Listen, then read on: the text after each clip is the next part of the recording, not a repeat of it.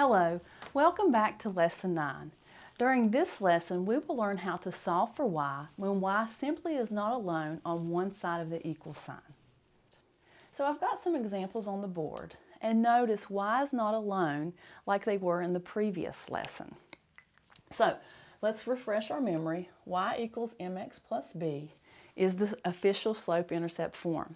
M, the variable in front of x, which is going to be a number in these examples, will be your slope, and b is your y-intercept.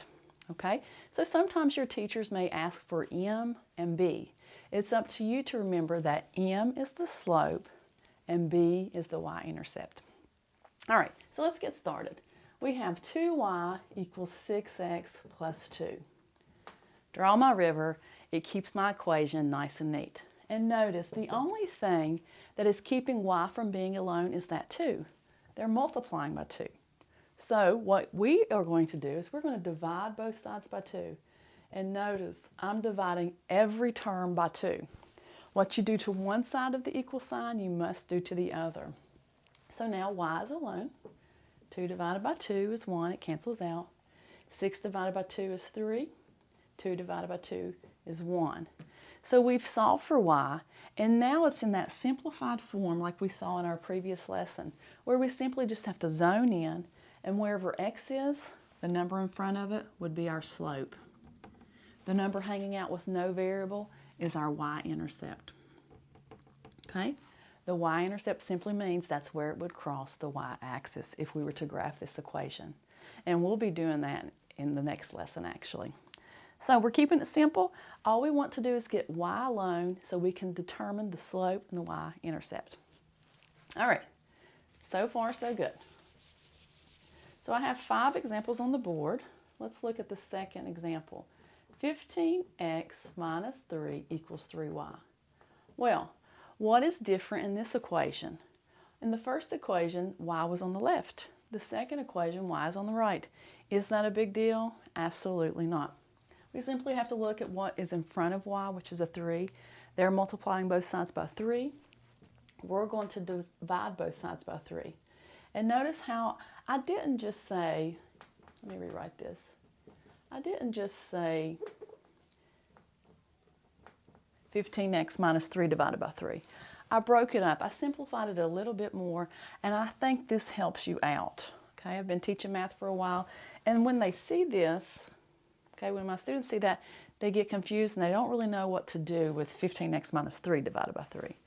But if I break it down to where I show them that you have to divide each term by 3, it seems to make a little bit more sense. So 15 divided by 3 is 5x. 3 divided by 3 is 1.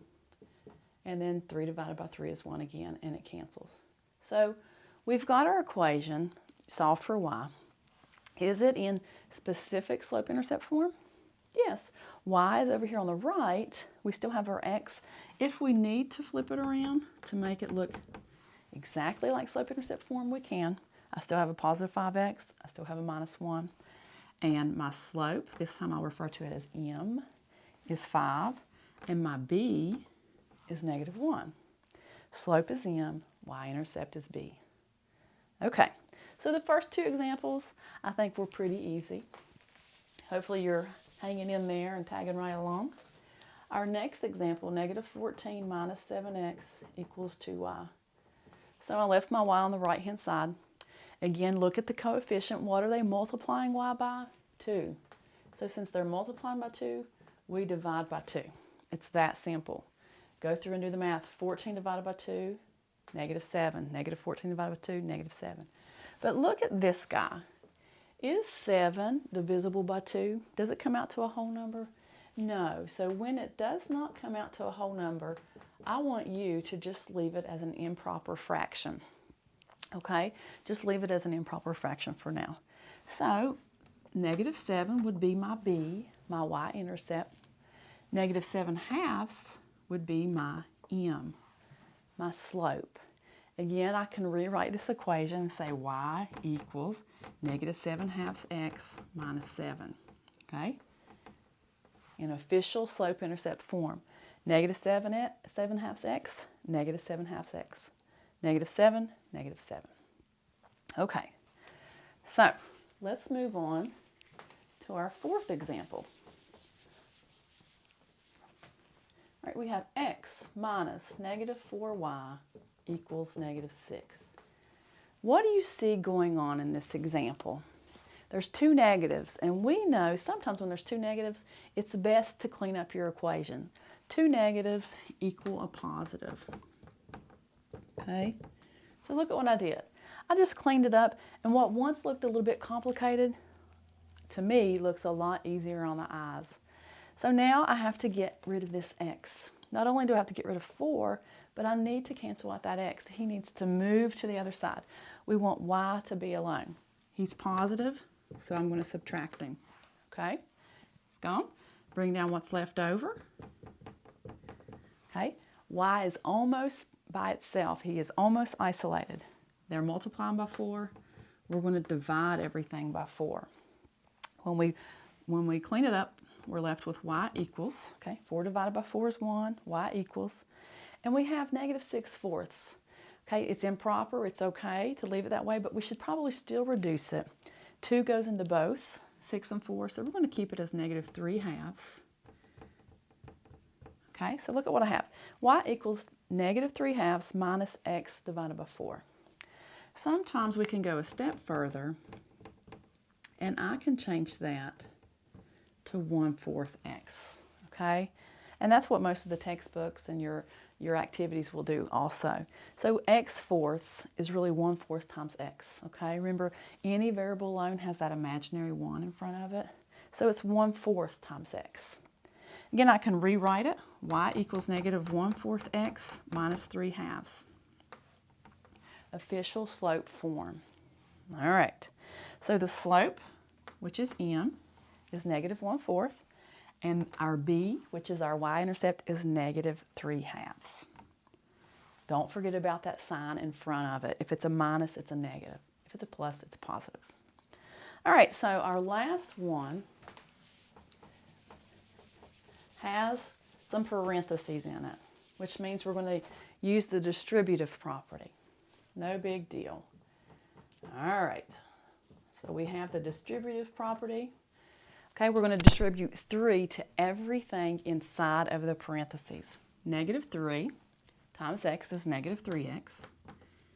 Negative 3 times negative 2. 2 negatives make a positive. And then I bring down my negative 12. Okay, so again, we want y to be alone. I need to get rid of negative 3x and 6. Okay, since it's negative, I would simply add. You do the opposite, the inverse operation. They cancel. I bring down what's left over. And notice, I didn't bring down negative 9x. I didn't combine negative 12 plus 3 because negative 12 did not have an x. They are not like terms, so we bring them down separate. Y is almost alone, but we still need to divide by 6. Okay? So, y equals negative 2 plus 1/2 x. So how did I do that? How did I change it? Well, what I did is I went through and I simplified my fractions. 12 divided by 6 is negative 2, okay? Negative 12 divided by 6 is negative 2. 3/6 would reduce to 1/2. Again, if I want to manipulate the equation and put it in official slope-intercept form, I simply trade places. Positive 1/2 x, positive 1/2 x. Negative 2, negative 2. And I go through and I say the slope is 1/2 and the y-intercept is negative 2. So hopefully you caught on, and this is what you would do to your equations if y is not already alone. I'll see you in the next lesson.